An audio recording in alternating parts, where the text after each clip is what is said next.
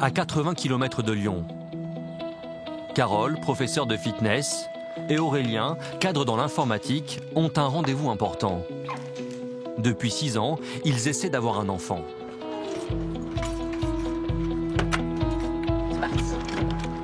À 34 ans, Carole est atteinte d'endométriose, une maladie de l'utérus qui touche une femme sur 10. Pour tenter de tomber enceinte, elle a recours à la fécondation in vitro. Et ce matin, c'est un grand jour. Elle a rendez-vous dans un centre spécialisé pour l'implantation d'un embryon. Comment ça va? Ouais, ça va. Un peu stressée. Oui, moi aussi. Voilà, ça fait déjà pas mal de fois, donc ça serait bien que ce soit la bonne. Carole est une habituée des lieux. En 6 ans, elle a déjà subi 10 implantations. Et à chaque fois, l'inquiétude la submerge dans la salle d'attente. On y est. On sait comment ça va se passer, mais on n'est pas rodé. Il n'y a pas plus de stress aujourd'hui que les autres fois. Il n'y en a pas moins. Il n'y en a pas moins. Ouais. C'est toujours une étape capitale, quoi. Oui. Ah, c'est le moment où ça se joue. Pour tenter d'avoir un enfant, le couple met tous ses espoirs dans ses fécondations in vitro. À chaque protocole, les ovocytes de Carole sont prélevés, puis fécondés par les spermatozoïdes d'Aurélien en laboratoire. L'embryon est ensuite placé dans l'utérus. C'est le principe de la FIV. Pour cette 5e tentative, 3 embryons se sont formés. Un seul sera implanté aujourd'hui. Allez. C'est le moment de l'intervention. Elle ne va durer que quelques minutes. Les compenses des vacances ou... Ah ouais, le soleil, la plage. L'opération est minutieuse. L'embryon fraîchement décongelé ne mesure que quelques millimètres. Le docteur Le Chaton le place au fond de l'utérus. Mais rien n'est encore gagné. Il ne va pas s'accrocher exactement là où on l'a mis parce que ça c'est impossible. Il va un petit peu migrer jusqu'à trouver sa place. Mais il faut que ça soit au fond de l'utérus et loin du col de l'utérus qui est l'ouverture vers l'extérieur. En fait, tout dépend de surtout la qualité de l'embryon et la qualité de l'embryon dépend des parents. Donc, c'est surtout ça qui fait que ça s'accroche. Une part d'incertitude très difficile à vivre pour les parents. Ça va? Oui, Quoi, t'as fait un peu mal aujourd'hui ou on pas? fait un peu mal. Carole et Aurélien espèrent que cette fois, l'embryon va s'accrocher fermement. C'est un guéri. T'es un guerrier beau gosse. Ouais. Joli beau. Bisous. On se dit qu'il va prendre. On essaye de mettre des ondes positives, d'être dans l'espoir.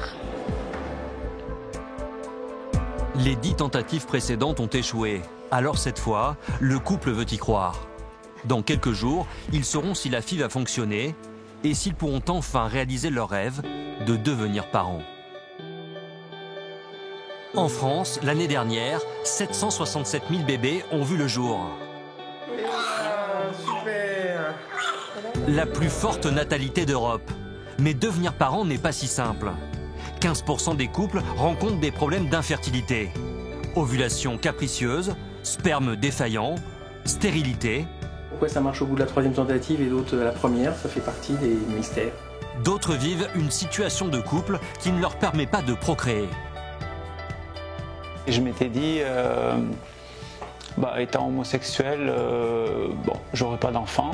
Pour tous ces couples, commence alors le long et difficile chemin de la procréation médicalement assistée, la PMA. Je vais plus savoir me retenir de pleurer maintenant. C'est parti. Pendant plus d'1 an, nous avons partagé le quotidien de ces hommes et ces femmes prêts à tout pour devenir parents. Carole et Magali sont toutes les deux atteintes d'endométriose. Si Carole espère tomber enceinte grâce aux fécondations in vitro, Donc l'objectif c'est un enfant et j'espère que j'arrêterai pas tant que l'objectif est pas là. Magali, elle, doit avoir recours à un don d'ovocytes car elle est à un stade plus avancé de la maladie. Et cela fait 2 ans qu'elle et son mari attendent une donneuse compatible. J'ai plus envie de voir la tristesse dans les yeux de ma femme.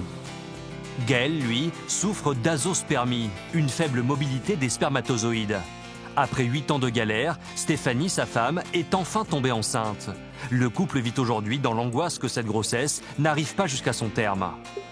C'est pour ça qu'on vit vraiment la grossesse, là, étape par étape. On reste prudent. Eva Sophie, 41 ans, est célibataire. Depuis 2 ans, elle multiplie les tentatives de PMA pour avoir un enfant seul. Mais tous ses efforts se soldent par des échecs. C'est la première photo de mon futur enfant, j'espère. Jean-François et Pascal sont homosexuels et ils ont fait appel à une mère porteuse pour fonder une famille. Papa. Dans quelques jours, ils s'apprêtent à accueillir leur 2e enfant. Non, c'est pas pour l'argent, c'est pour donner de l'amour et une famille. Ces 5 couples ont vécu un même parcours du combattant, semé d'espoir et de déception.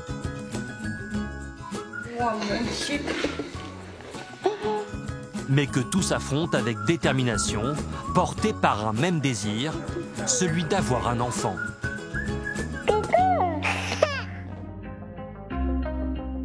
Guggenheim, en Alsace, à 30 km de Strasbourg. Ou ça, tu veux le mettre plutôt dans la petite chambre? Ouais, on va le mettre dans la chambre. À 37 ans, Magali est atteinte d'endométriose sévère, ce qui l'empêche de concevoir un enfant naturellement. Comme ça, vas-y. Avec son mari Sébastien, ils sont en attente d'un don d'ovocytes. La pièce, on l'arrangera plus tard. Magali, commerciale, et Sébastien, magasinier, sont en couple depuis 10 ans. Il y a 3 mois, ils ont emménagé dans cette maison. On n'avait plus envie de rester là-bas et puis en plus on avait l'occasion d'acheter, donc on s'est dit pourquoi pas un nouveau souffle. Une nouvelle vie, nouveau départ et peut-être nouveau bébé, on ne sait pas.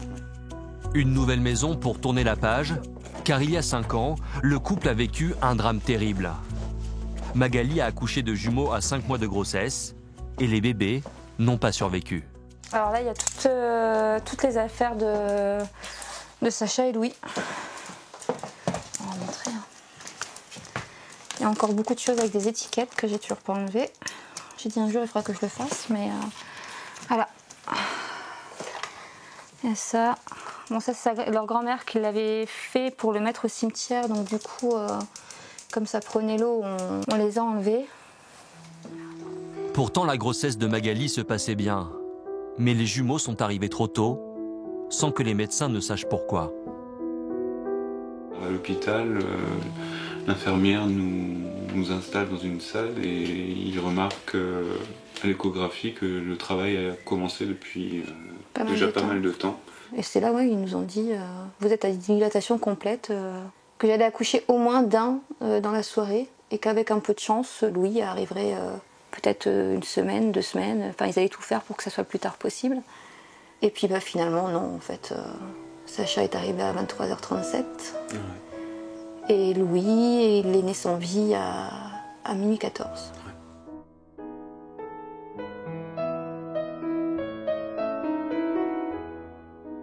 Ça a été un peu compliqué, hein, ce jour-là. Ouais. Et les semaines et les mois à venir aussi. Ouais.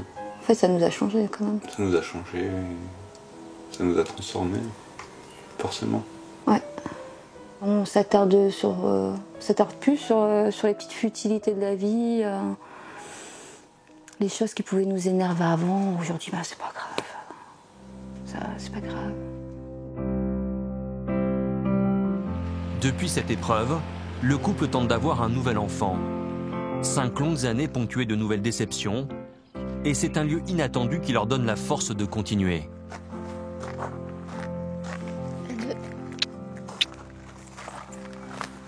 Quand on était encore à l'hôpital, hein, déjà la première chose qu'on s'est dit, c'est tout de suite on se marie, oui, pour porter le même nom de famille. Et la deuxième chose, c'est on leur a promis de tout faire pour avoir un autre enfant. On leur a fait cette promesse-là de ne pas lâcher, donc on fera tout pour honorer notre promesse. Depuis, le couple multiplie les tentatives. Après 6 fécondations in vitro infructueuses, Magali a dû passer au stade supérieur, le don d'ovocytes. Vas-y, chérie. Mais chaque année, 1800 couples font une demande, pour seulement 540 donneuses. Magali et Sébastien attendent leur tour depuis 2 ans.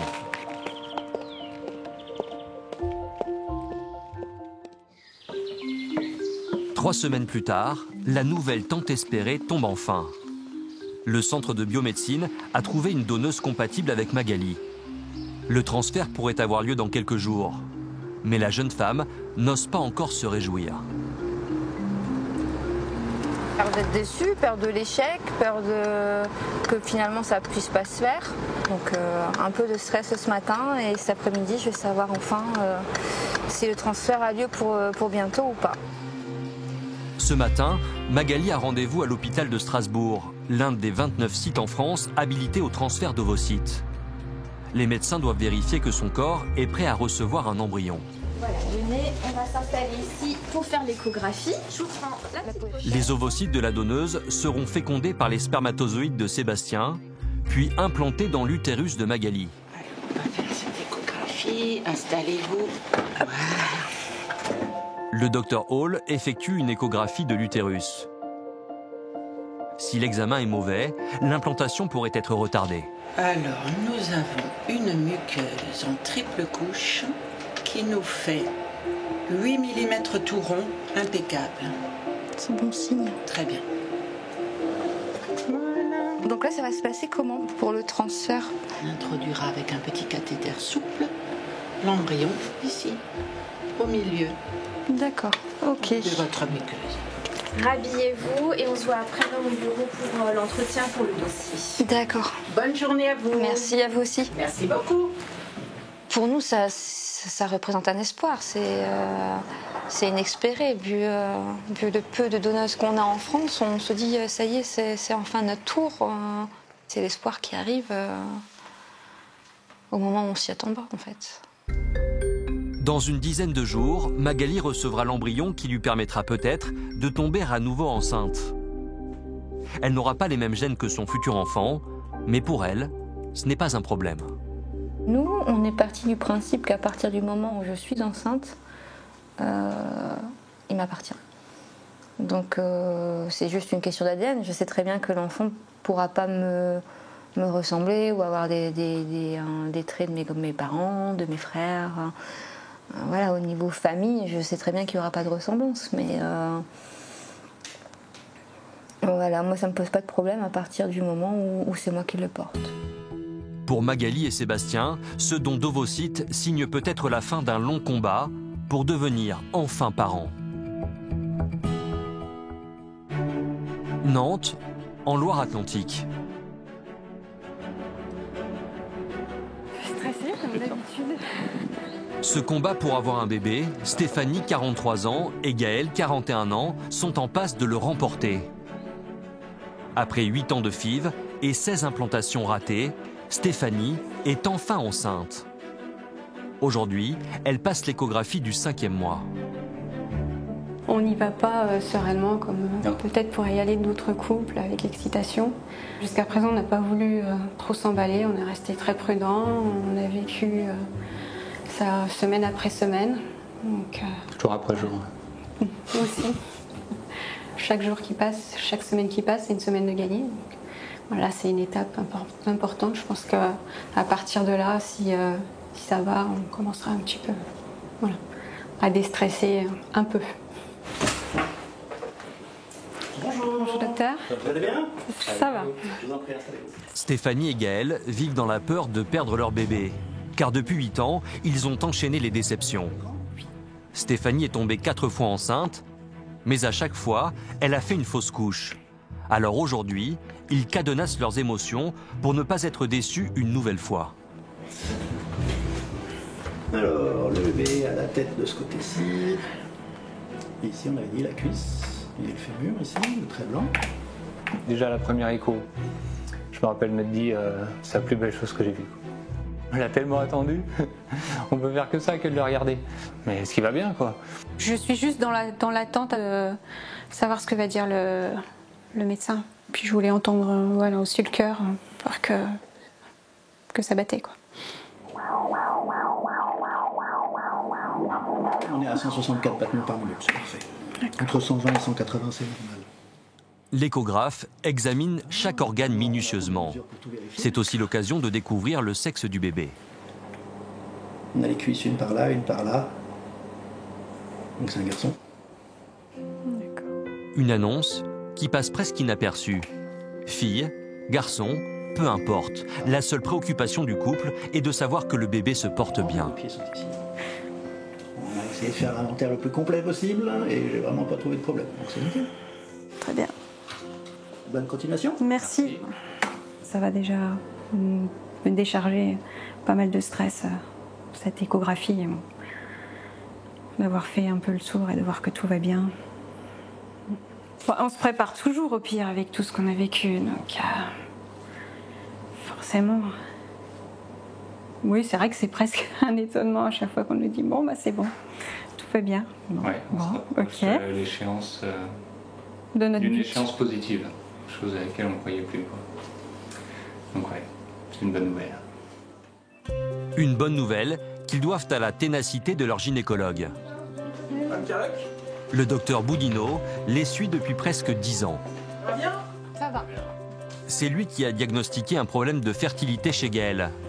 Il leur conseille alors d'avoir recours à la fécondation in vitro avec un don de sperme. Chaque année, 1200 couples font appel à cette technique. C'est parfait. Mais jusqu'à aujourd'hui, les tentatives de Gaël et Stéphanie se sont soldées par des échecs. Il y a eu la grossesse extra-utérine. Voilà, donc là ça a été un peu compliqué parce que forcément on y croit. Il y a eu la première tentative où c'était un œuf clair, donc c'était la première tentative et on était plein d'espoir. On s'est dit c'est bon, ça a marché. Et puis là on redescend et après on comprend ce que c'est que les montagnes russes dans les FIV.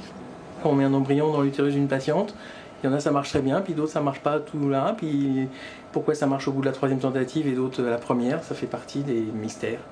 Voilà, mais on peut pas se résoudre à arrêter. Tant que la science nous permet de continuer, on s'est dit qu'on n'arrêtait pas, et puis on a bien fait. D'autant plus que cette tentative, la 17e, était la dernière. Car Stéphanie vient d'avoir 43 ans, l'âge limite en France pour bénéficier de la procréation médicalement assistée. Et miracle, cette ultime FIV a fonctionné. Super. Bon, impeccable. Je pense qu'il y a eu de la chance, mais il en faut de la chance. Voilà. Parce que c'était pas gagné que ça marche cette tentative-là. Mais si on l'a fait, si les gens qui ont planché dans le même carreau que l'ont fait, c'est qu'ils pensaient que ça pouvait marcher. Autrement, ils auraient arrêté. C'est pour ça qu'on vit vraiment la grossesse, là, étape par étape. On reste prudent. Cette grossesse sera la seule chance du couple de devenir parents. Alors, elle est encore plus précieuse. Pour Stéphanie et Gaël, ces 8 ans d'efforts ont été très difficiles à vivre. D'autant plus qu'il y a un an, un nouveau venu a encore compliqué la donne. Il fait des sourires qu'à toi et à moi en ce moment. Stéphanie a une fille de 23 ans, issue d'un premier mariage, Anaïs. Elle est elle-même devenue maman. Quand il y a des bébés dans la famille, c'est toujours difficile, quoi. Même les bébés à l'extérieur, c'est toujours difficile. Mais pour Anaïs, en fait, ça m'a pas du tout fait la même chose. J'ai été soulagée, contente, et j'ai pas vécu ça du tout de la même manière que Gaël. Et c'est vrai que sa grossesse, pour moi, a été compliquée, quoi. Le fait d'apprendre qu'elle était enceinte, déjà, c'était dur. À l'accouchement aussi, ça a été dur. Voir le petit, j'en ai pas de mal, ouais, c'est vrai. La seule chose qui me rend jaloux, c'était avoir un enfant. Tout le reste. Mais bon, voilà, une fois qu'il était là, t'as craqué, quoi. Bah enfin, oui, voilà. C'est un petit bout, c'est tout gentil. Heureusement. Non, mais voilà. Avec le bébé qu'attend Stéphanie, la famille n'a plus qu'un seul espoir, tourner la page et oublier ces moments difficiles. Paris, au cœur de Saint-Germain-des-Prés. Jean-François et Pascal, eux aussi, se battent pour agrandir leur famille. Une entreprise d'autant plus difficile qu'ils sont homosexuels. Diego, comment s'appelle papa? Très bien. Et moi? Papa. Le couple a déjà 2 enfants. Diego, 1 an et demi. et sa grande sœur de 13 ans, Gabrielle, issue du premier mariage de Jean-François. Et ta sœur, comment elle s'appelle? Diego est né d'une mère porteuse aux États-Unis. Et dans quelques jours, il s'apprête à avoir un petit frère par le même procédé. Que bueno. Diego, il est où? Ouais. Par contre, le bébé, on lui a voulu expliquer qu'il va avoir un petit frère. Je crois que c'est très abstrait. Il va avoir le choc de sa vie là. Les deux hommes sont en couple depuis 12 ans. Jean-François est un artiste plasticien réputé. Pascal, lui, est chorégraphe, spécialiste du flamenco. Il a fait partie du Ballet national d'Espagne. Jean-François a été marié à une femme. Puis 6 mois après la naissance de leur fille, il rencontre Pascal et c'est le coup de foudre. Après 6 ans de vie commune, se pose la question d'avoir un enfant ensemble. On s'est dit comment on fait. Premièrement, on a d'abord pensé à, bon, évidemment, in vitro ou gestation assistée, on va dire, mais on s'est dit on va trouver une amie, ou on va... Puis finalement... Il est cassé. C'est pas vraiment la notion de famille qui apparaît là-dedans, parce qu'on est obligé d'agrandir, et nous, on voulait quelque chose entre nous. Partager cet enfant avec une femme n'est pas le souhait de Jean-François et Pascal. Ils veulent être sa seule famille. Alors ils s'intéressent à la gestation par autrui. On connaissait très peu de choses sur la GPA, on avait des a priori comme plein de gens par méconnaissance. Non, on se disait, est-ce que c'est éthique, enfin toutes les questions que se posent les gens. Et en parlant autour de nous, on a rencontré 2 papas qui avaient fait ça et qui nous ont raconté leur histoire. Ça nous a vraiment émus. En France, la GPA n'est pas autorisée. Le couple contacte une agence à Boston qui leur propose plusieurs mères porteuses. Seuls 9 États américains autorisent la GPA. Les 2 hommes rencontrent Marlina et le courant passe immédiatement. 2 ans plus tard, elle donne naissance à Diego. Et dans 3 semaines, elle accouchera de leur nouvel enfant. Justement, elle vient de les contacter par SMS. Je vais faire un examen aujourd'hui pour vérifier si mon col est dilaté. Jean-François et Pascal ont prévu d'être aux États-Unis 15 jours avant le terme. Mais ils n'ont qu'une crainte, rater l'accouchement de Marlina. Le bébé est apparemment assez costaud, donc ils veulent surveiller pour voir s'ils vont peut-être plutôt provoquer avant la date prévue, une semaine avant. Si on doit partir ce soir, on part ce soir. Hein. Oui, mais on va pas partir ce soir. Si le médecin nous dit qu'elle accouche demain, on part ce soir. Autant pour Diego, on a été quand même 3 fois pour ça. Mais là, c'est beaucoup plus abstrait parce qu'on n'a pas pu y aller parce que la déménagée était beaucoup plus loin aux États-Unis, dans l'Idaho. Donc c'est très abstrait. Donc si en plus on n'est pas à l'accouchement, ça rend la chose encore plus surréaliste un petit peu. Pour rendre cette grossesse plus concrète, les 2 hommes tiennent absolument à assister à l'accouchement. Mais Marlina habite dans l'Idaho, à 13 heures d'avion. Alors si le bébé arrive à l'improviste, Jean-François et Pascal n'auront pas le temps de s'y rendre. Pour se rassurer, ils lui téléphonent. Salut! Tu es magnifique. Jean-François veut prendre l'avion tout de suite. Ils m'ont dit qu'il n'arriverait pas avant la 39e semaine. Ça dépend de lui quand il va arriver. Il est dans la bonne position? Oui, dans la bonne position. Il bouge chaque jour un peu plus, je le sens descendre tous les jours. Ah yeah. Ok Marlina. Ok, on se reparle plus tard. Bye bye. Bon courage. Bisous. Bye bye.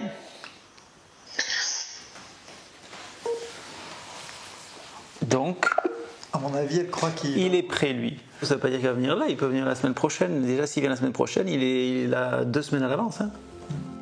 Pascal et Jean-François ont prévu de partir dans 8 jours, 2 semaines avant le terme. Ils espèrent que le bébé les attendra. Peut-être pas. À Lyon, Carole et Aurélien sont eux aussi dans l'attente. Il y a 10 jours, la jeune femme atteinte d'endométriose a été inséminée. Et aujourd'hui, elle va savoir si elle est enceinte. Le couple appréhende, car depuis 6 ans, il collectionne les mauvaises nouvelles. Ouais, moi, au début, quand tu commences le parcours, on ne croit pas vraiment que c'est un parcours du combattant. Sachant que la première FIV, direct, je suis tombée enceinte, j'ai fait une fausse couche. Donc là, on y croyait, on s'est dit, bon, c'est pas grave, une fausse couche dans un parcours, c'est déjà difficile parce que suite à une FIV, c'est toujours difficile. Mais quand même, on se dit, ça s'est accroché, ça a tenu. On espère que les prochaines vont bien se passer. Et puis, c'est après que vraiment c'est devenu compliqué.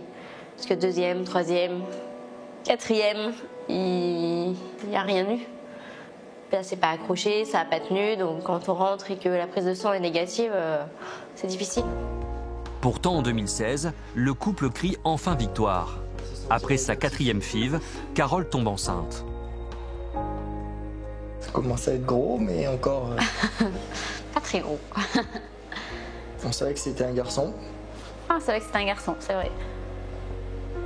Et là, c'est le gros bide, là. Et là, c'est le gros bide. La grossesse se passe bien jusqu'au 5e mois. Mais un matin, Carole perd soudainement les os.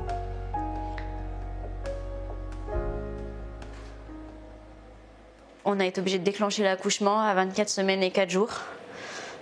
Voilà. Et le bébé n'a pas survécu. L'accouchement était trop petit. Pendant tout ce parcours, moi par exemple, j'avais du mal à y croire. J'attendais de voir la suite. Et puis à 3 mois aux échographies, quand on commence à le voir bouger, là on commence à s'enflammer un peu, à se dire que ça a l'air de marcher. Grosse douleur, parce qu'on était dans le concret. Mais Carole et Aurélien ne renoncent pas à leurs rêves. En 6 ans, Carole subit 10 inséminations et autant de déceptions. Alors le couple espère que cette tentative sera enfin la bonne. 4, 3, 2 heures plus tard. Step out. Allez, on serre ses abdos. On appuie, on fléchit légèrement ses jambes. Carole est professeure de fitness. Toute la journée, elle enchaîne les cours d'abdos fessiers. 4, 3, on reprend les pointes et out. C'est entre 2 séances qu'elle consulte les résultats envoyés par le laboratoire.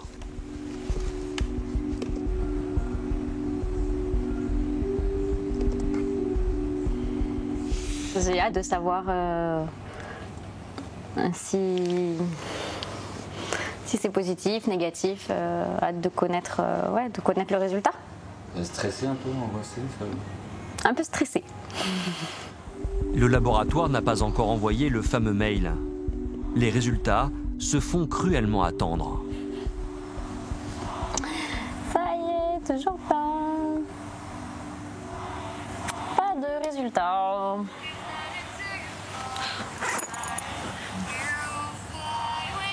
Son mari, Aurélien, lui aussi au travail, vient aux nouvelles. Allô? Oui, ça va? Non, dis-moi. Mais non, sinon je t'ai renvoyé un SMS.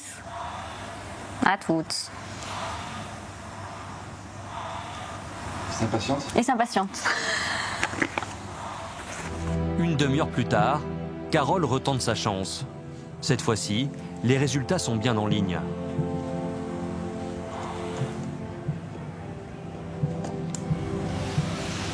Du coup, c'est pas bon. Donc je m'y attendais un peu, mais on espère toujours avoir la bonne surprise. On attendait à ça. L'embryon ne s'est pas accroché. Une nouvelle déception.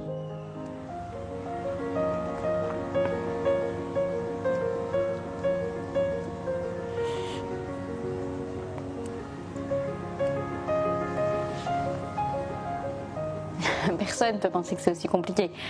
On ne peut pas penser qu'on va mettre 5 ans, 6 ans, on ne sait pas, peut-être plus encore, pour réussir à avoir un enfant. C'est pas assez long, quoi. Une déception que Carole partage dès son retour à la maison avec Aurélien. Ah, super. Ben oui. T'as reçu mon SMS. Oui. C'est mon corps, quoi. Donc du coup, je me sens un peu coupable puisque ça marche pas. Donc c'est bien que mon corps rejette l'embryon, il s'accroche pas. Voilà, peut-être qu'on mettrait le même embryon dans le corps de quelqu'un d'autre, peut-être qu'il s'accrocherait. Donc du coup, forcément, c'est plus difficile à vivre. Malgré les doutes, le couple ne s'avoue pas vaincu. Devenir parent, c'est le combat de leur vie. Donc l'objectif, c'est un enfant et j'espère que j'arrêterai pas tant que l'objectif n'est pas là. Je ne peux pas non plus l'obliger à subir ces piqûres et tout ça juste pour moi, mais si on est d'accord sur le fait de vouloir continuer, c'est bien. Donc moi, je veux continuer aussi. Dans 3 mois, ils feront un nouvel essai. Ce sera le 12e.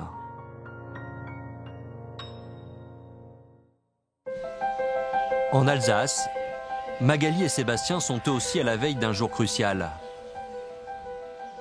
Demain, Magali va être inséminée. Le couple a attendu 2 ans avant de trouver une donneuse d'ovocytes compatible. Alors, à quelques heures de l'intervention, Sébastien est gagné par l'anxiété. C'est stressant et en même temps, on en a très envie, quoi, mais on aimerait avoir les résultats tout de suite, mais c'est une sorte d'impatience mêlée à de la peur, donc c'est bizarre. Après le décès de leurs jumeaux et 6 fives infructueuses, Sébastien a peur de connaître une nouvelle déception. J'espère vraiment que ça va fonctionner cette fois-ci, mais j'ai plus envie de voir la tristesse dans les yeux de ma femme. C'est ça qui me fait le plus mal. De retour du travail, pour Magali aussi, la pression commence à monter. Pas trop stressée? Un petit peu. Un petit peu. Toi aussi, je pense. Ouais, j'ai pas passé une bonne journée, ça. Ouais, je pense que je m'inquiète aussi pour rien. Il faut qu'on se projette aussi dans le fait que ça marche cette fois-ci. Et pas qu'il y ait un échec et voir plus tard, en fait. Ah oui.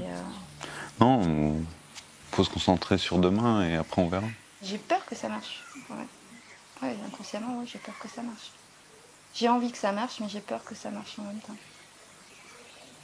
Après, avec le vécu de la première grossesse, même toi, t'as peur de toute façon. Oui, après, ça va être 9 mois assez difficile, je pense. Ouais, je pense aussi. On va croiser les doigts. T'écrases les miens. Le couple met tous ses espoirs dans ce nouvel essai. Merci, mon Le lendemain, 8 h du matin. C'est le visage un peu tendu que Magali et Sébastien se présentent au CHU de Strasbourg pour réaliser l'implantation. L'opération est délicate, nous ne sommes pas autorisés à la filmer.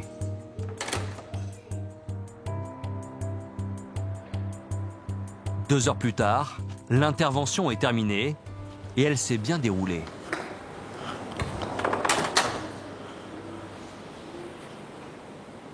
Voilà, c'est fait. L'embryon est dans son nid. Le tout petit point qui est là. Tout petit, tout petit. Voilà. Un peu... Et le pleur, ça va me retenir de pleurer maintenant. C'est bon, c'est parti. C'est le stress qui redescend. Ouais, je pense aussi. Oh, je suis contente. Moi aussi.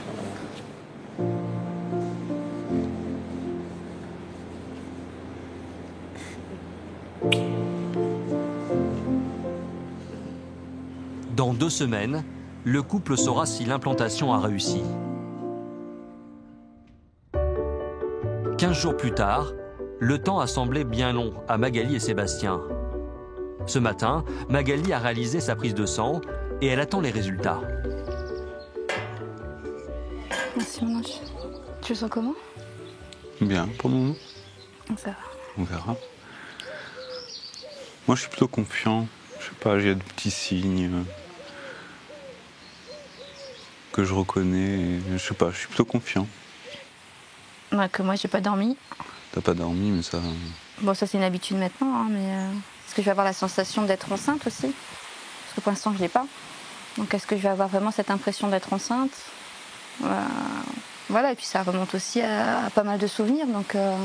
C'est avec un immense espoir qu'il s'apprête à découvrir la réponse du laboratoire. Ça se connecte. Bien jointe.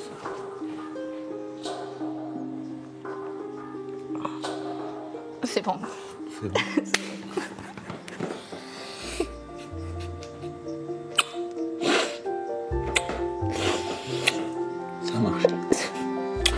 Toi, 143. Oh purée. Oh purée. Ça finit par payer. 5 ans après, ouais. Enfin, 4 ans après. 4 ans après les jumeaux, enfin ça paye, quoi. Mais je m'attendais jamais à revivre ça une nouvelle fois, donc ouais, ça fait bizarre. Ça fait bizarre. Je suis enceinte. Je suis enceinte. T'en es mal à dire. Du mal à dire. 2 jours après mon anniversaire. C'est un beau cadeau. Pour mes 38 ans. On va bien fêter ça samedi soir. Ouais. Doucement. Moi, doucement. Toi, tu peux faire ce que tu veux, mais moi, doucement. Là, je pense quand même à nos loulous aussi. Oui. Je crois qu'ils peuvent être fiers de nous. Là, on n'a rien lâché. On avait promis d'aller jusqu'au bout des choses, donc ouais, je pense qu'ils sont fiers de nous. Les parents de Magali, qui l'épaulent de leur mieux depuis toutes ces années, viennent aux nouvelles. Ça va? Ça va, ça va. Bon, alors la nouvelle. Eh ben c'est bon, je suis enceinte. Oh mon Dieu. Oh, je suis trop contente. Ah, je suis contente. On a réussi. Oh. Ça, c'est génial. Oh, c'est trop beau. C'est trop beau. Félicitations. Ah oui, une belle revanche. Hein, ouais. Puis il le mérite en plus. Ah oui, oui. Vraiment fier. Hein. Franchement, oui. Ouais. Futur bébé. Magali est enceinte de 15 jours seulement. Elle sait que le parcours sera encore long pour arriver au bout de cette grossesse. Santé.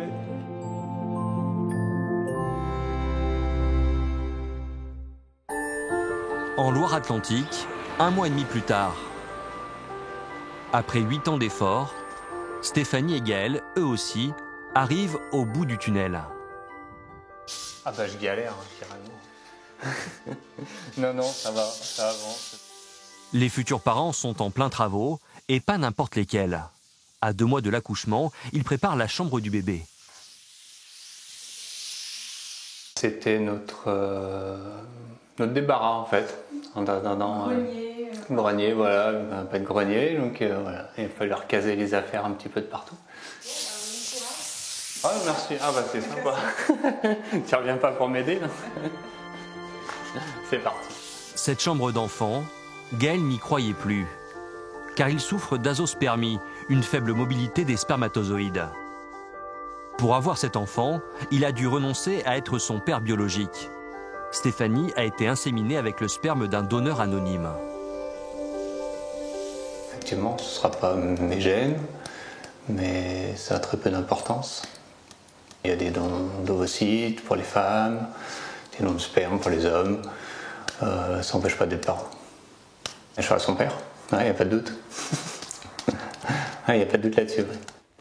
Stéphanie, elle aussi, a consenti à beaucoup de sacrifices pour tomber enceinte. Dans ces cartons, des vêtements offerts par des proches. Une aubaine, car ils ne vivent plus qu'avec un seul salaire. Il y a 8 ans, Stéphanie a arrêté son travail dans l'informatique pour se consacrer au traitement.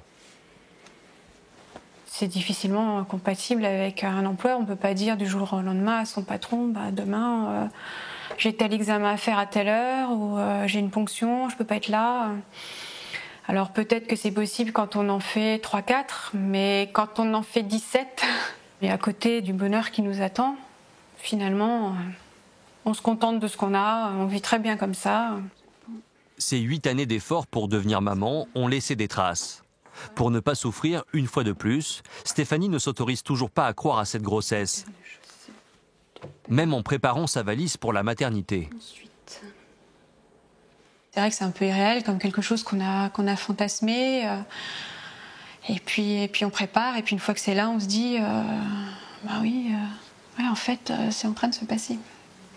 Un parcours comme ça, on se dit encore que tout peut arriver. Enfin, en tout cas, moi, je me dis que tout peut se passer.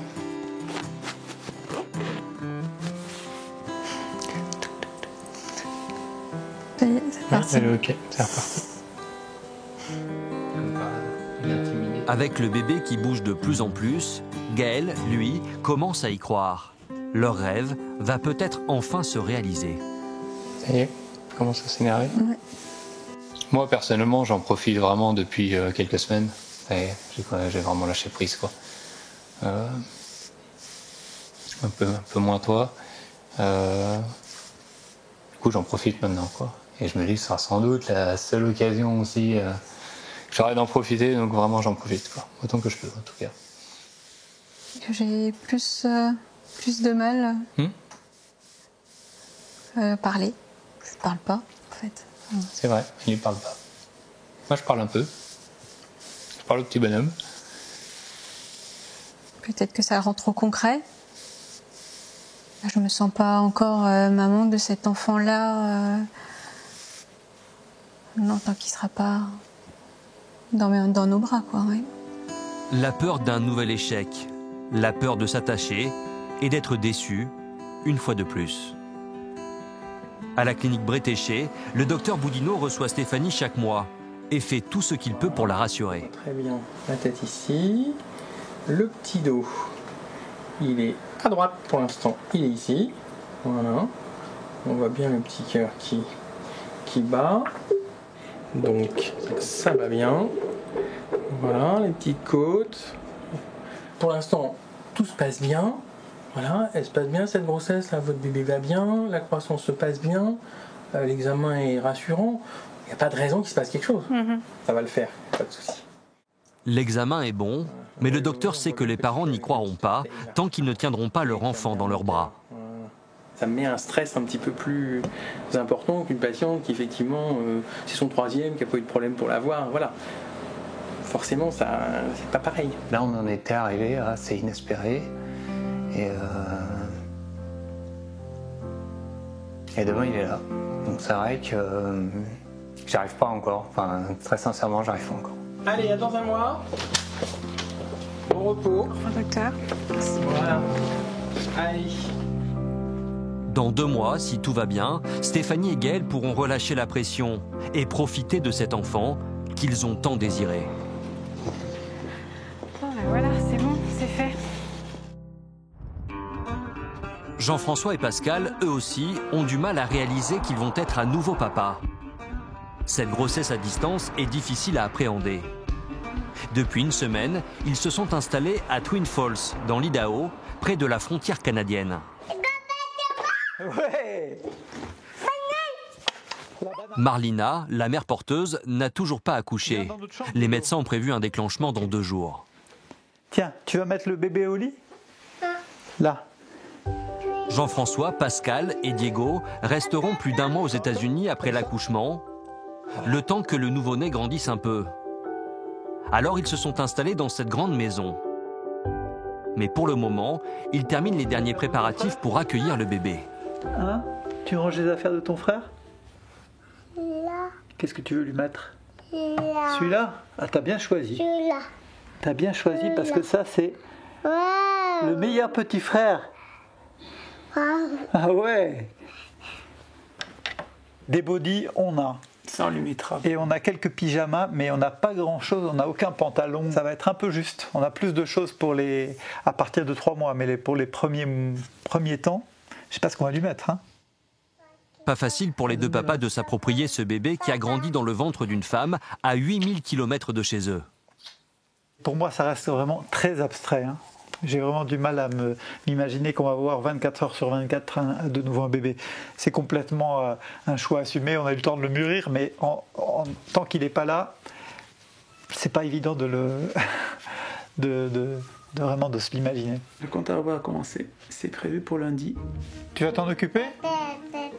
Tu vas t'occuper du bébé, toi ? Non. Ce n'est que lorsqu'ils voient Marlina, avec son ventre très arrondi, que la grossesse se concrétise. Cet après-midi, elle leur rend visite avec Rudy, son mari, mais aussi Shona et Tana, ses 2 enfants. Hello. Hello, chérie. Hello, Marlina. Marlina est déjà venue les voir il y a 2 jours. Ses enfants, en revanche, n'ont pas vu Diego depuis sa naissance.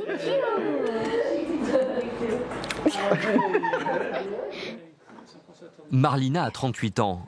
Elle est secrétaire pour un organisme de la ville. Depuis la naissance de Diego, elle est restée très proche de Jean-François et Pascal. Ils se téléphonent toutes les semaines et cette deuxième grossesse les a encore rapprochés. Il est super bas aujourd'hui, il n'a plus de place. Il me donne des coups sur le côté. Ah, en voilà. Peut-être qu'il sera danseur de flamenco. Ou alors il sera un danseur de hip-hop sur la tête, comme ça.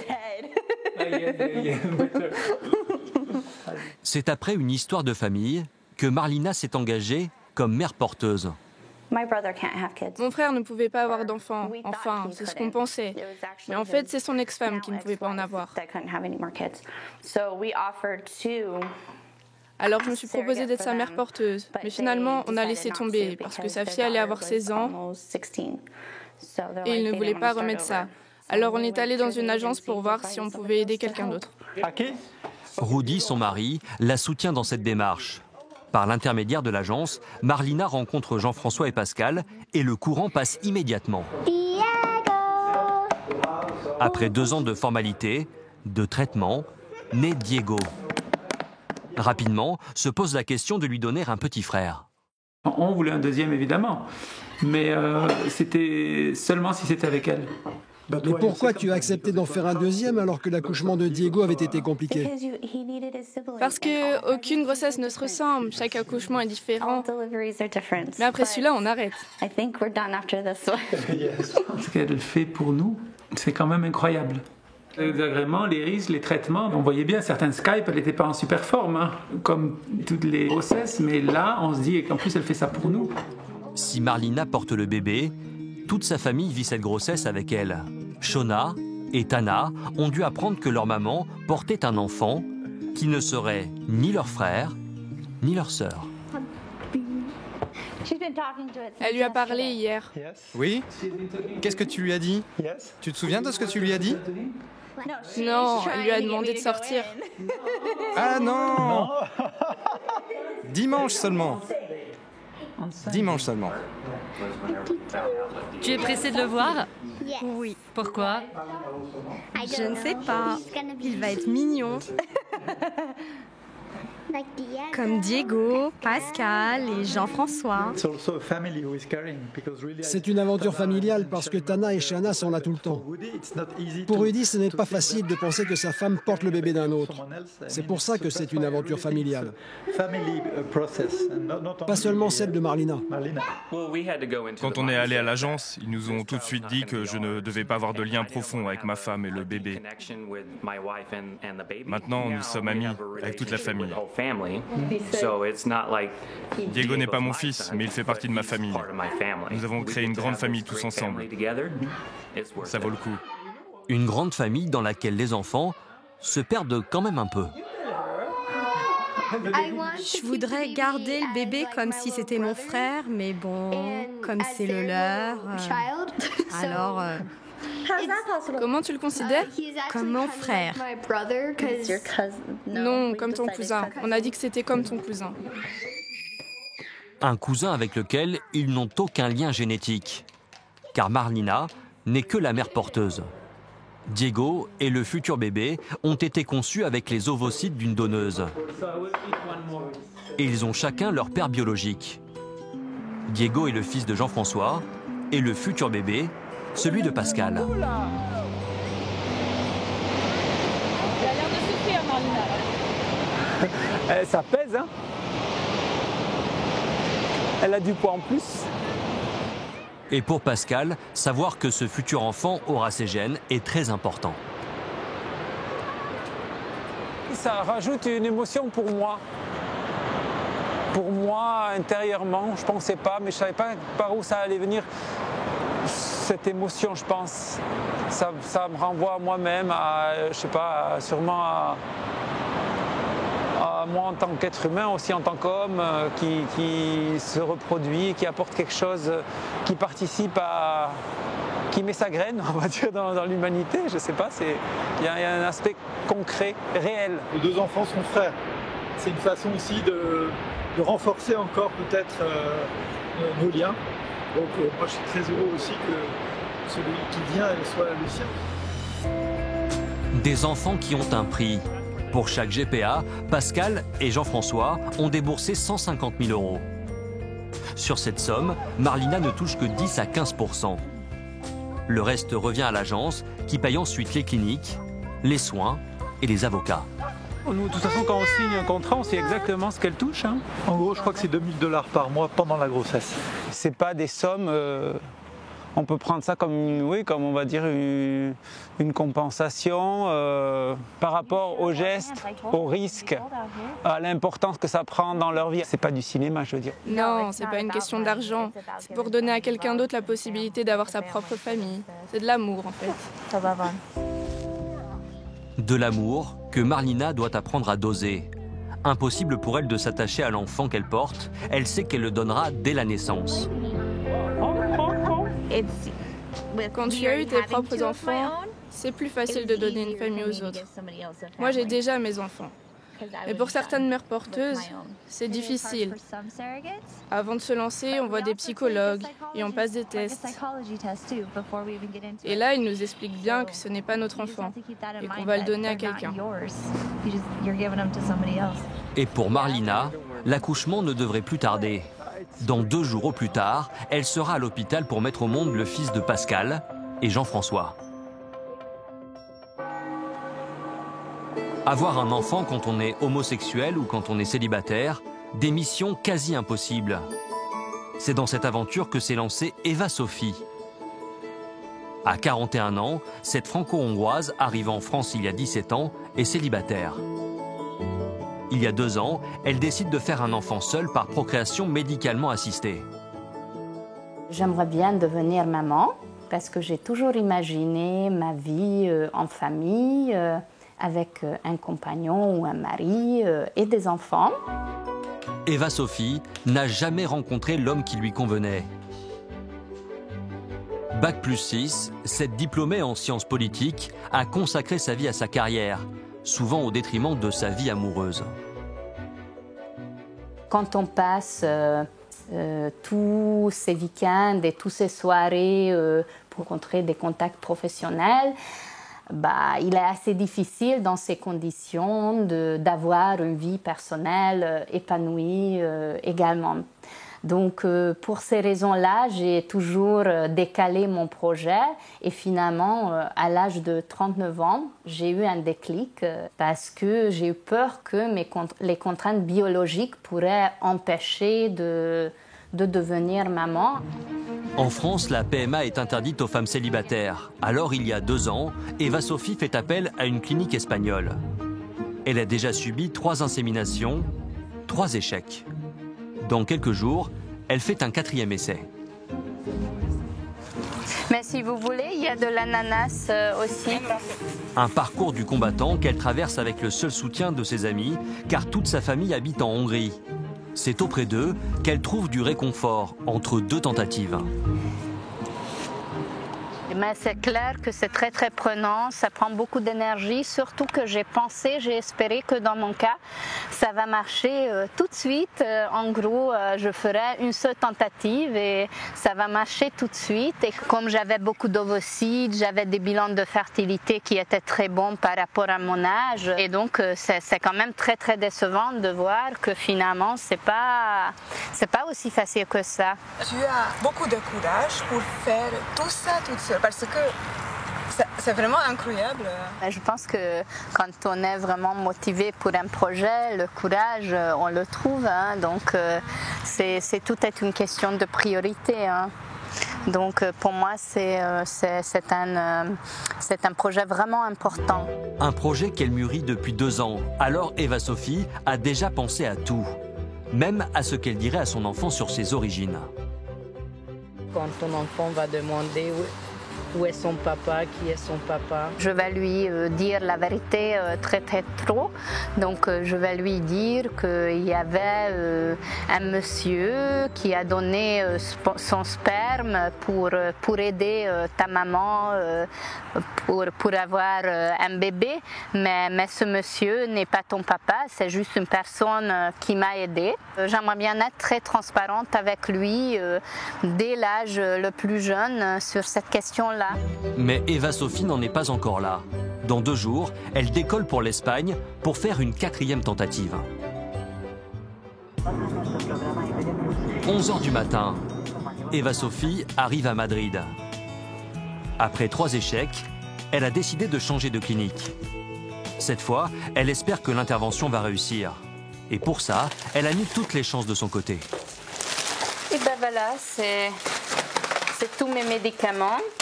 Ou bien c'est plutôt en fait des vitamines. Et bien évidemment, le test de grossesse pour après. Je suis très contente, mais un peu nerveuse aussi. Si ça marche, c'est vraiment le grand bonheur, mais ça ne peut pas marcher à tous les coups, donc il faut être préparé à tout.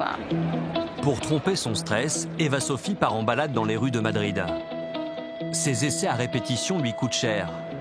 Depuis le début de ses démarches, elle a dépensé plus de 20 000 €. Mais elle est bien décidée à aller jusqu'au bout. Peut-être qu'à partir de demain, tout ce parcours va terminer avec un heureux événement qui se prépare. Espérons-le, croisons le doigt. L'implantation est prévue le lendemain matin. Eva-Sophie espère que cette fois, elle tombera enfin enceinte. 2 mois plus tard, à Nantes. Pour Stéphanie et Gaël, le couple qui a eu recours au don de sperme, l'attente se termine. Après 8 ans d'efforts, ils arrivent au bout de leur parcours. La veille de son terme, Stéphanie vient de perdre les os. Elle est immédiatement placée sous monitoring pour contrôler les contractions. Quand vous sentez votre bébé bouger, vous appuyez sur la petite poire. Ça permet de calculer un score pour voir si tout va bien. Stéphanie a déjà une grande fille. Mais pour Gaël, c'est une première, alors il s'impatiente. Tout à coup, les contractions, en rose sur le monitoring, grimpent en flèche. Ça augmente. Ça monte assez haut. 100%, bravo. Quoi? Pas mal? Ouais, un peu. Ah.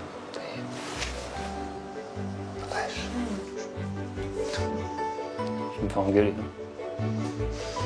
Le travail semble s'accélérer. Gaël et Stéphanie appellent la sage-femme. D'accord. Pour l'instant, voilà, les contractions sont plutôt anarchiques. Il y a des grosses, mais il y a des petites aussi. Donc, on va attendre d'avoir un rythme plus régulier. Par exemple, d'en avoir à peu près toutes les 3-4 minutes. Quoi. L'accouchement n'est pas encore pour tout de suite. Pour le couple, la nuit risque d'être longue. Est-ce que monsieur voulait dormir ici? Est-ce qu'on peut apporter un lit? Je vais rester là, de toute façon. Ouais, je vous apporte un lit. Pour Gaël, hors de question de s'éloigner un seul instant. Ce moment, il l'attend depuis plus de 10 ans. C'est important que Gaël soit là et qu'il puisse assister à tout ça. On sait que ce sera notre seule chance de vivre une grossesse ensemble. Donc qu'il puisse être là pour la vivre jusqu'au bout. C'est important pour lui, c'est important pour moi. Ça fait 10 ans qu'on fait ça ensemble, donc on va jusqu'au bout, on va faire ça ensemble. Et le couple ne va plus attendre longtemps. 2 heures plus tard, les événements s'accélèrent. Ça va mieux, ça fait du bien, ça agit un peu. Ça commence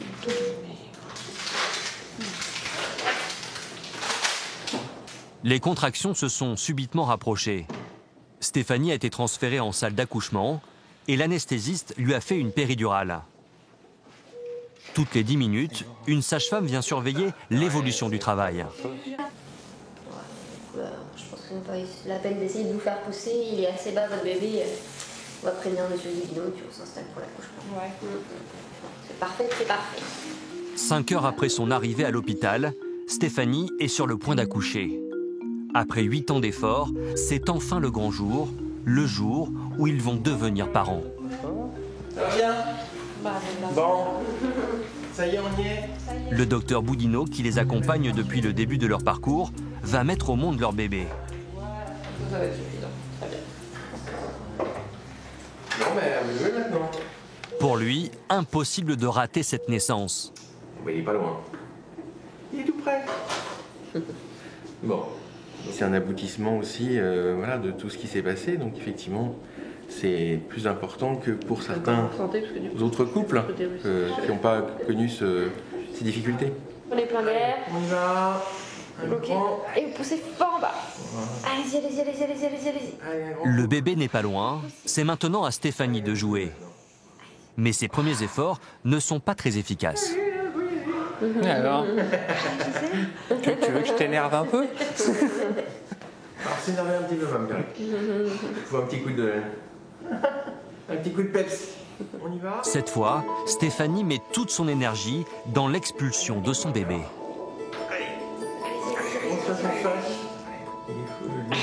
Ça c'est bien, Mme Garrick. Voilà. Allez, ça c'est bien, il avance le bébé. Il avance, c'est bien. Je vais sentir qu'il descend là. Encore. Allez-y, presque, Mme Garrick. Allez-y, c'est parfait. Il arrive, vous allez pouvoir le prendre dans les bras, votre bébé. Regardez. Venez le chercher. Félicitations.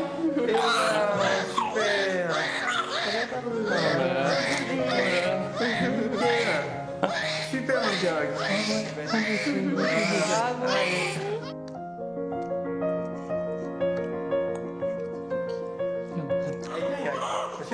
Le rêve de Gaël et Stéphanie se réalise enfin. Après 8 ans d'examen, d'insémination, ils tiennent leur enfant dans leurs bras. C'est beau. T'es un peu ému? Ouais, j'ai pas de mots. Un petit bonhomme.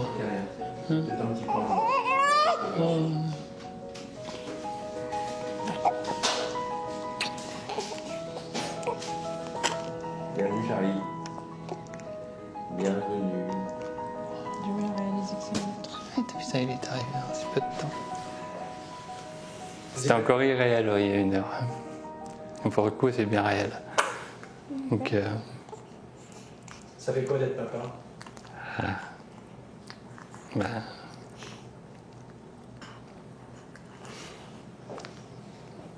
Je sais pas encore. Une nouvelle vie commence. Voilà. On a eu une vie en pointillé pendant quelques années. C'est une nouvelle vie. Charlie pèse 3 kg 100, mesure 48 cm et se porte comme un charme. Pour le docteur Boudinot aussi, cette naissance est une victoire. Effectivement, il y a un moment qu'on a fait plein de choses et que ça marche pas. On espère toujours, mais bon, on sait que le résultat n'est pas forcément au bout. Mais là, il y a été, donc c'est chouette. Pour Stéphanie et Gaël, l'aventure se termine en beauté. À partir d'aujourd'hui, ils commencent une vie à 3, une vie qu'ils espéraient depuis des années. Le lendemain matin, c'est l'heure des premières fois. Bien. Bah oui, c'est chaud. Ah bah oui, c'est agréable là. Je vais prendre sa place. Mais... Dans la nurserie, Charlie prend son premier bain avec papa. Et l'un comme l'autre semble apprécier. Ah bah il a l'air d'aimer ça, ouais, ça me fait plaisir. Ah bah. Je pense que toutes les premières sont importantes. Premier enfant, premier bain, premier câlin. On vous sent heureux là? Ah carrément, carrément heureux. Hein? Ça c'est... Et voilà, il est là le petit bout. Il est très fier qu'il soit là. Stéphanie, elle, est encore fatiguée par l'accouchement, mais elle savoure ses premiers instants avec son fils. Le fait que tout aille bien, qu'ils soient en bonne santé, on commence à réaliser qu'il va rester avec nous, que c'est notre enfant. On en profite pleinement. Je me dis, mais il est là, on a réussi, on est une famille. Stéphanie et Gaël font partie de ces parents pour lesquels la PMA a réussi, et ils ne sont que 25%. À Lyon, Carole, la jeune femme atteinte d'endométriose, est encore bien loin de devenir maman. 3 mois après le dernier échec, elle a réalisé ce matin même une nouvelle implantation, la 12e en 6 ans. Et bien la vôtre, hein. Allez. La journée n'a pas été trop dure. La mère d'Aurélien suit de près leur parcours FIV. L'attente, l'excitation, la déception, elle aussi vit au rythme des essais. Donc vous arrivez juste de Lyon, là? Oui. Quand est-ce que ça s'est passé? Faut attendre. Combien? 12 jours. 12 jours. Le plus dur, c'est maintenant. C'est pas tant ce matin, en fait. C'est maintenant, faut attendre. C'est long. Écoute, hein, on va y croire, hein. Les FIV n'ont jamais été un tabou dans la famille. Pourtant, la mère d'Aurélien a toujours beaucoup de mal à poser des questions. Il y a des moments, c'est difficile, surtout quand ils annoncent que ça n'a pas marché et qu'il ne faut pas faire de réflexion. Quand ça ne marche pas, on n'a pas envie de les entendre pas bien ou de les entendre s'apitoyer sur nous. Enfin, bon. Il ne faut pas non plus être trop intrusif, donc on les laisse nous dire s'ils ont envie de dire. On ne veut pas les gêner, mais on veut savoir. Je l'ai fait encore. Ne pas froisser Carole et Aurélien, une réserve adoptée par tous, quitte même à cacher les grossesses des proches. J'ai appris il y a, je sais pas, maintenant ça fait 1 mois, 2 mois, que la femme d'un de mes collègues de travail était enceinte, mais elle était enceinte elle allait accoucher. C'est difficile après pour l'entourage de dire ah ben toi ça n'a pas marché, mais moi tiens ça a marché quoi. Enfin, ça se comprend. Hein. Je me sens gênée que eux soient gênés. C'est pas parce qu'on n'y arrive pas qu'on veut que les autres y arrivent. Oui, je sais bien, mais c'est bien d'être comme ça. Je trouve que c'est compliqué quoi. Oui, mais après, moi j'ai des copines, au début, quand elles n'arrivaient pas à tomber enceinte, elles disaient oh, je détestais toutes les femmes enceintes. Ah ouais, c'est ce que tout le monde me dit. Hein. Ouais, mais il n'y a pas d'intérêt, enfin, les pauvres, elles n'ont rien fait quoi. C'est sûr, ça ne change rien, mais je lui ai dit l'autre jour que je trouvais qu'ils étaient forts, qu'ils étaient courageux, que je ne sais pas si moi j'aurais tenu aussi longtemps. Mais après, quand on est dans cette situation et qu'on le veut vraiment, peut-être qu'on le fait. Hein. Allez, on attend la prise de sang. La réponse, c'est à Biarritz qu'ils vont la prendre, 2 semaines plus tard. Depuis 3 jours, Carole et Aurélien s'octroient un peu de vacances. Tu veux un café? Dans quelques heures, ils sauront si leur FIV a fonctionné. Depuis 6 ans, ces inséminations ont pris une place énorme dans leur vie, jusqu'à mettre leur couple à l'épreuve. Il faut que le couple soit solide, sinon ça ne peut pas durer. Il faut qu'on se soutienne, qu'on soit là l'un pour l'autre, dans les moments où ça va bien comme dans les moments où ça ne va pas. Et à quel moment ça aurait pu vous séparer? Quand on a appris que j'étais infertile déjà, quand on a perdu le bébé. Ouais, puis il y a plein de gens qui se séparent sans essayer de faire des bébés aussi, alors bon, je veux être avec elle quand même. C'est ma chérie. Après, on verra avec les autres solutions. On fera nounou, on fera chambre d'hôte, maison d'accueil d'enfants, je sais pas, adoption, on verra bien. Moi, je préfère rester avec elle et pas avoir d'enfants qu'en avoir avec quelqu'un d'autre.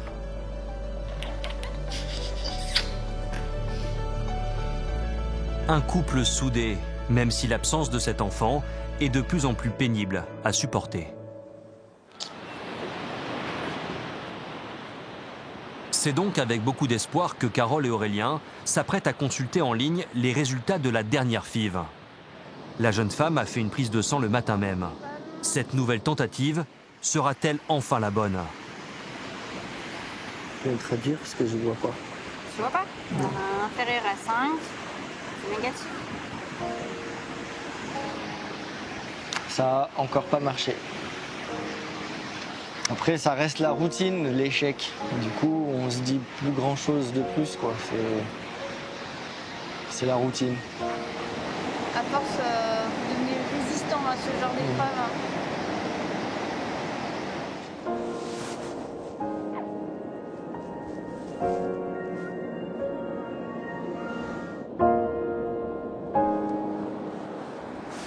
Une résistance qui trouve aujourd'hui ses limites. Chaque échec affecte un peu plus Carole et Aurélien. Ah, c'est tous des échecs de trop, hein, à chaque fois.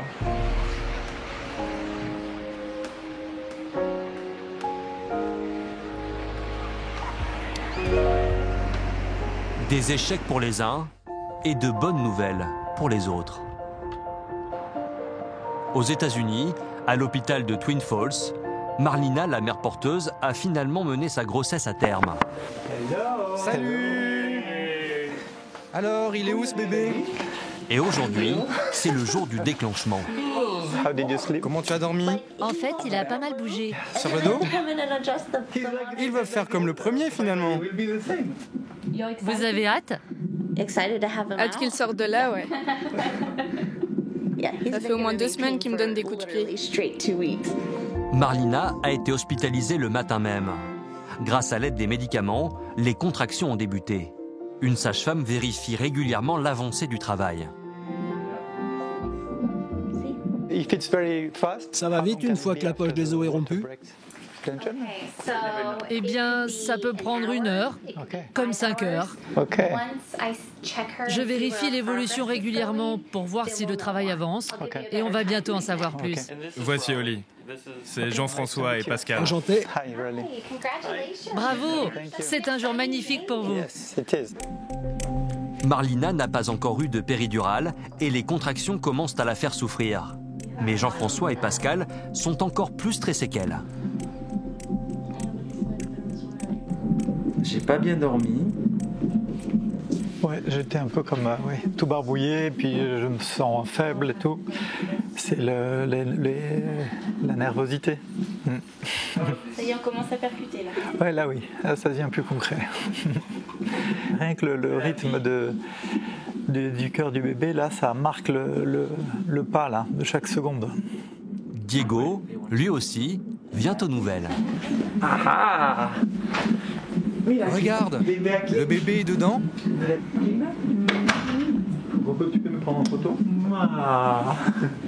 On lui a bien expliqué aujourd'hui que dans le petit lit, il va y avoir un bébé. On lui a montré une image du bébé aujourd'hui. Il a fait plusieurs allers-retours entre l'image du bébé et le petit lit du bébé. Mais bon, ça va être encore plus abstrait pour lui. Hein. Pourtant, Diego semble avoir déjà compris beaucoup de choses. Papa, il les connaît. C'est parce qu'avant, il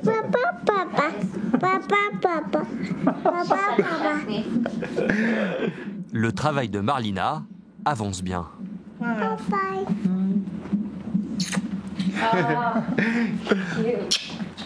Le temps que l'anesthésiste lui pose la péridurale, Jean-François et Pascal vont patienter dans la chambre d'à côté. Péridurale dans quelques minutes. C'était des... 6,5, 7. Et des contractions. Enfin, on connaît pas ça, nous. C'est vrai. Oui, c'est dingue. Ouais. Très courageuse. Il a recommencé, quoi. Car l'accouchement de Diego, 2 ans plus tôt, avait été long et compliqué. Alors les deux papas appréhendent cette nouvelle naissance et trouvent le temps long. Bon, moi je vais voir si elle a dilaté un petit peu plus. Bon, on va aller voir s'il a dilaté un petit peu plus. Allez. Ouf, c'est comme rentrer dans l'arène, là. Allez. Attends, Jean-François et Pascal ont eu de l'intuition. L'accouchement de Marlina est imminent.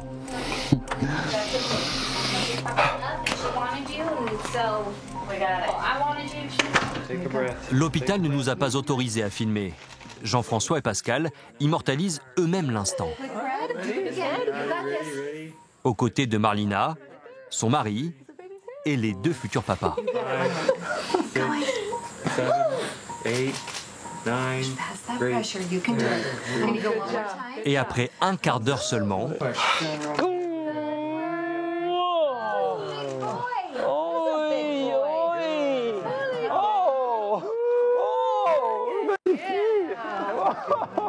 oh oui! Oui! Oh là là!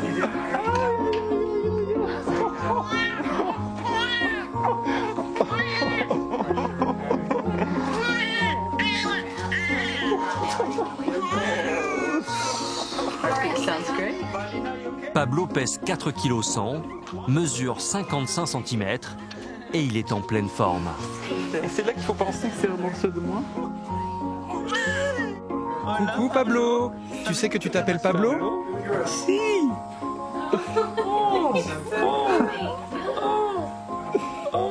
Pablo. Shona et Tana sont impatients de voir la frimousse de Pablo. Voilà le bébé. Regardez-le. Il est tellement mignon. Regardez. La mère de Marlina est présente, elle aussi. C'était si rapide que du coup, enfin je sais pas si c'était rapide, mais comme ça, en une demi-heure elle nous l'a fait. Hein. Ah non, c'est du boulot, hein, la pauvre. Ah. Bon boulot. Thank you very much. Félicitations. Elle était forte, elle a bien poussé, mais elle se reposait, elle poussait, elle se reposait. Voilà, il n'y a rien qui est sorti des gonds. Je ne sais pas si m'exprimer comme ça, mais. Et puis d'un coup, quand elle a dit la tête, on n'attendait pas si tôt. Hein. Et après, une fois. Whoop, je suis contente pour Pascal, Jean-François et ma mère. Et Pablo est un joli prénom. Joyce, la mère de Marlina, a tenu à être là pour épauler sa fille. Je suis très heureuse pour les garçons, pour ma fille. Elle a bien bossé. Il y a tellement de gens qui ne peuvent pas avoir d'enfants. Alors devenir une mère porteuse pour eux, je pense que c'est super. C'est un merveilleux cadeau. Je suis très fière de ma fille. Pascal, lui, passe ses premiers moments avec son fils. Bientôt rejoint par Diego, qui vient rencontrer son petit frère. Et il est un peu impressionné. Bébé de Diego, ya te lo habíamos dicho. Regarde. Si, bébé. Bébé Pablo. Si, c'est le bébé. C'est Pablo, c'est ton frère. Diego. Tu vas passer de You want to take it? Marlina aussi fait connaissance avec Pablo. Elle l'a vu très peu depuis qu'elle l'a mis au monde. Priorité au papa. Je suis fatiguée. Et toi aussi, hein, t'es fatiguée. C'est une championne. Merci. Je fais ce que je peux. Marlina est épuisée et émue de tenir Pablo dans ses bras. Oui, je sais que tu as faim. Et tu vas devoir attendre. Pour les papas aussi, la pression retombe. C'est concret maintenant. C'est incroyable, ouais. Une espèce de soulagement parce qu'il y avait quand même beaucoup de tension et de toute la journée. Donc là, c'est comme un relief, comme ça, comme un soulagement. De respirer, quoi. Première fois, non? Après une grossesse à distance, le petit Pablo est enfin dans leurs bras et les comble déjà de bonheur. Grâce à Marlina, Jean-François et Pascal ont construit leur famille. À Madrid, pour Eva Sophie, la future maman solo, c'est aussi le grand jour, celui de l'implantation de l'embryon. Elle est en route vers la clinique. L'aboutissement, elle l'espère, d'un long parcours. Ce sont toutes les analyses que j'ai faites depuis un an. Donc vous n'avez pas tout, mais vous avez quand même ce que j'ai fait dans les quelques derniers mois ici. C'est un bon paquet quand même. Eva Sophie espère que cette fois, l'implantation va fonctionner. À la clinique, elle est attendue par Sophie, la correspondante française.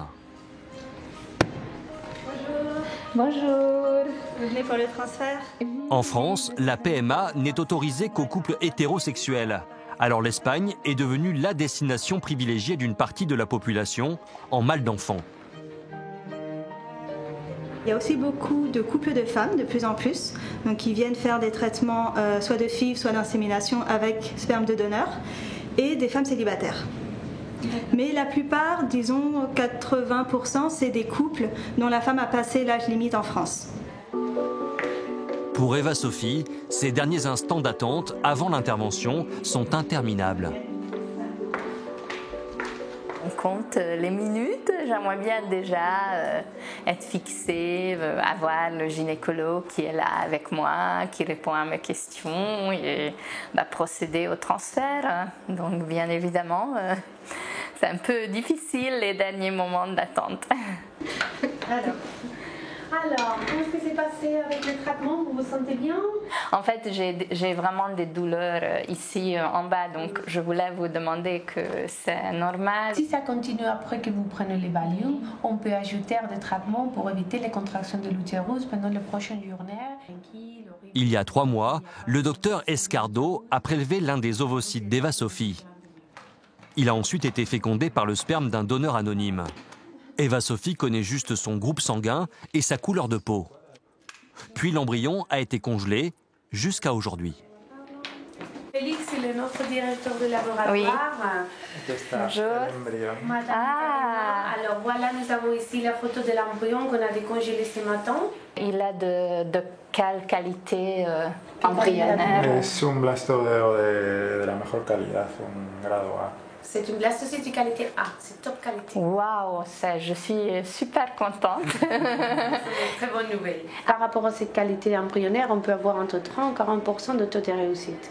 Ça a l'air d'être vraiment bon, donc du coup je suis rassurée et je pense que j'ai toutes mes chances à mes côtés. Eva-Sophie veut croire à la réussite de cette 3e tentative. Mais au moment de faire l'insémination, elle se pose encore des questions. Par exemple, qu'est-ce qui se passe si mon enfant, dans 20 ans ou 25 ans, va se marier avec quelqu'un qui est également issu d'un don anonyme? Et qu'est-ce qui se passe si jamais il peut tomber sur sa demi-sœur ou demi-frère? Bon, on ne saura jamais, parce que c'est complètement interdit en Espagne d'avoir plusieurs informations au niveau des donneurs. C'est complètement anonyme. Il y a quand même statistiquement une chance vraiment très peu élevée que ça arrive. C'est maintenant le moment de passer au bloc opératoire. Eva-Sophie assiste en direct à l'implantation de son embryon. Le médecin le dépose délicatement au fond de l'utérus.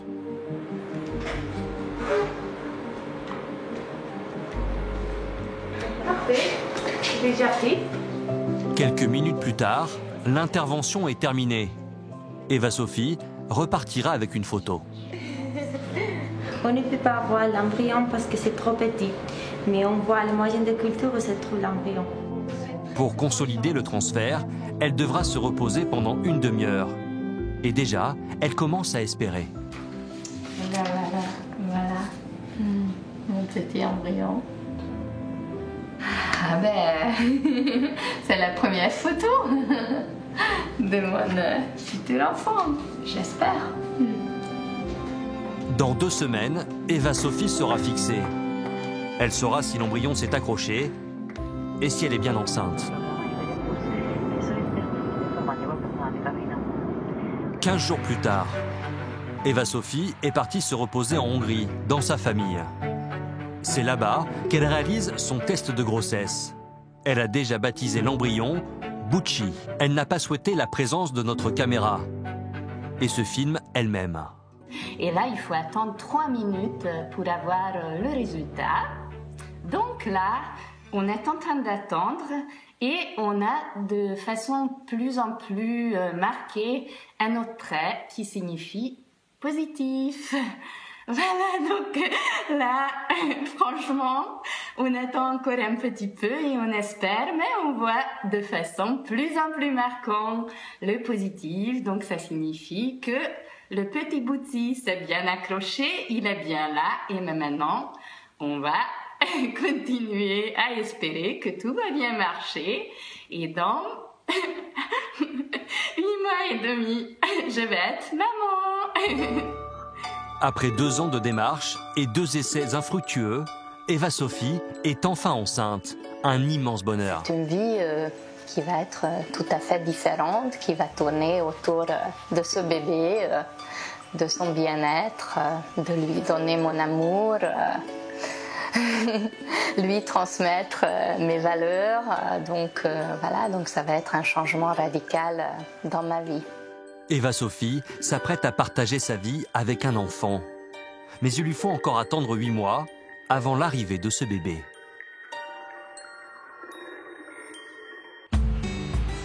Retour aux États-Unis. Pablo a passé sa première nuit à l'hôpital avec Marlina. À la première heure, ses papas viennent lui rendre visite et Diego semble déjà l'avoir adopté. Ce matin, Jean-François donne le premier biberon. Un grand moment de plaisir. Ce tout petit biberon. Ouais, là, c'est très émouvant. Il n'y a rien de mieux que ça.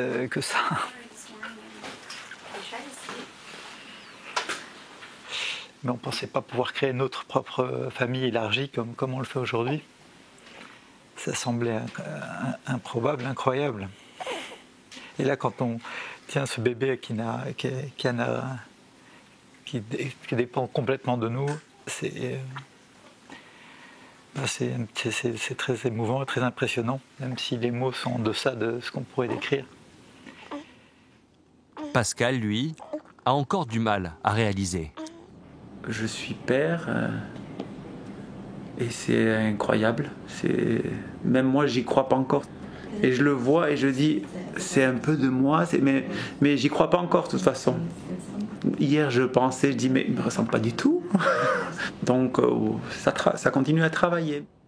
2 enfants en 2 ans, Jean-François et Pascal savent qu'ils doivent cette nouvelle vie à Marlina.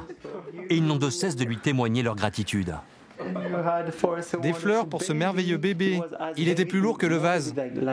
Oh. Thank you very much. C'est sûr, on peut être que reconnaissant et reconnaissant, mais de manière chronique. Voilà. Pour Marlina, pour sa famille, c'est à vie. Ces gestes-là, c'est des gestes. Voilà, on se souvient toute la vie. Je comprends ce qu'il veut dire. C'est un cadeau et c'est pour ça que je l'ai fait. Maintenant, ils vont avoir une famille comme la nôtre. Ouais. Soyez heureux. 24 heures après l'accouchement, Pablo a l'autorisation de sortie. Marlina part retrouver ses enfants à la maison. Elle continuera de voir le nouveau-né pendant 1 mois, jusqu'à ce qu'il retourne en France. Salut, on est là. Jean-François et Pascal, eux, commencent leur nouvelle vie à 4. J'ai l'impression que c'est tout juste maintenant que tout commence. Voilà.